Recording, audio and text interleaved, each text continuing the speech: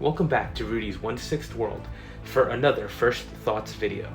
This time we'll be taking a look at the latest offering from Hot Toys and their continuously expanding Star Wars line. This time announcing the first release from Obi-Wan Kenobi, and we're getting the Purge Trooper. Now, I know I've said in the past I don't get terribly excited with troopers unless there's something that really stands out, and somehow, for me, this one stands out. They were barely in the show, it felt like, but in figure format, it looks awesome.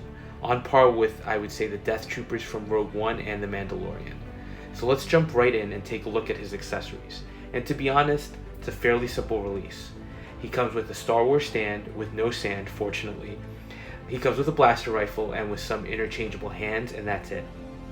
I will note that the blaster rifle is a reused piece from the Death Troopers. Not a negative at all, just an observation. Now let's look at his armor. And it's funny, at first I was going to say that this was reused armor from the Death Troopers, but it actually doesn't look like it. So it's nice to see some differences here. I think the highlight for the armor to me are the crimson red pieces on his arm and on his utility belt. It just makes the figure pop. And throw in the crimson pauldron, and I think he looks pretty menacing, to be honest. I also like that he has the wired fabric apron around his legs. It definitely lets you achieve some cool dynamic poses with him, and the red trim along the edges of the apron really makes it stand out. Now, turning to the helmet and sculpt, this just looks awesome. I love the crimson eye port. Again, just looks intense, and like someone you wouldn't want to have to face. I also like the back of the helmet looks a bit like Vader's at the back, which makes sense given that these are supposed to be elite troopers working with the Inquisitors. And then there's definitely the detailing around the mouth and the chin, with the gray grill at the mouth just adding to that intimidating look. So as far as the helmet goes, it's got some really nice detailing and paint application, and it looks like it's scowling.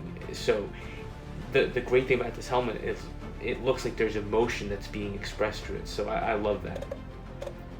Overall, this trooper caught me by surprise because I think it's a really striking armor and it stands apart from your more standard clone troopers, and the sculpt just gives the armor a lot of personality. So I'm definitely tempted on this one, I'm not gonna lie. Also, the price is a pleasant surprise at $235. I honestly don't remember the last time we had a Hot Toys figure at that price point. I do wonder who else we'll get from the series though. I think there's no doubt we'll be getting an updated Obi-Wan, which I'm really looking forward to seeing. I'm guessing we might get a Darth Vader, and not to spoil much, but I'm sure it'll come with the damaged helmet and sculpt from the final duel with Obi-Wan. Now, anyone else? I'm really crossing my fingers for Ariva. I was honestly surprised at the major dislike people seem to have for her online. I thought her storyline was great, and I would pick up a figure of her in a heartbeat.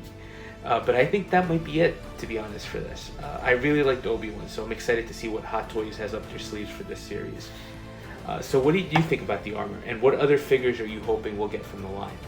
Let me know if I missed anyone. And if you're enjoying the content, please like, comment, and subscribe, and we'll touch base on the next video.